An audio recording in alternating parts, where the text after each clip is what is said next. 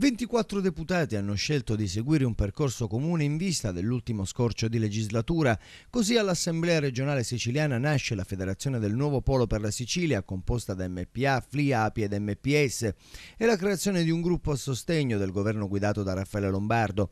Abbiamo sempre sostenuto questa esperienza governativa che confermiamo positiva e di cui siamo alle ultime settimane, ha detto nel corso di una conferenza stampa il capogruppo dell'MPA Lars Nicola D'Agostino. Oggi ci presentiamo insieme come federazione di gruppi, un corno unico che dopo le dimissioni dovrà incarnare una proposta politica. Il capogruppo di FLI Livio Marrocco poi spiega le ragioni alla base di tale scelta.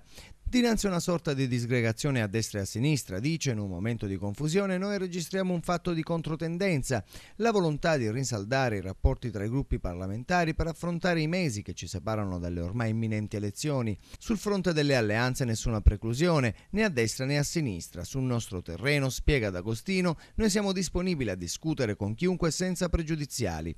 Più che di sigle vogliamo parlare di progetti e programmi, insomma porte aperte a tutti, a PDL dilaniato al Grande Sud, al PID ma anche a PD, che vive anch'esso divisioni laceranti a cui guardiamo con interesse nella prospettiva di un rapporto avviato in passato e che auguriamo possa continuare. L'obiettivo dei 24 parlamentari riuniti nella federazione sarà quello di ragionare alla pari su progetti per il rilancio della Sicilia, riflettendo anche su un candidato governatore in grado di garantire la governabilità dell'isola.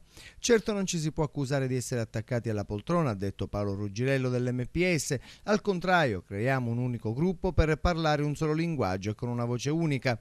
Per Giuseppe Spampinato, parlamentare regionale siciliano dell'API, assessore regionale alla famiglia, alle politiche sociali e al lavoro, quella che nasce oggi è una dinamica prettamente parlamentare che avrà uno sviluppo politico.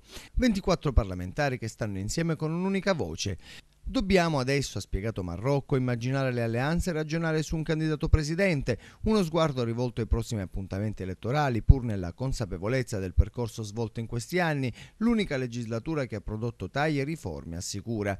La difesa dell'esecutivo lombardo arriva anche da D'Agostino, che punta il dito sulle polemiche per la mancata spesa dei fondi dell'Unione Europea, una balla colossale.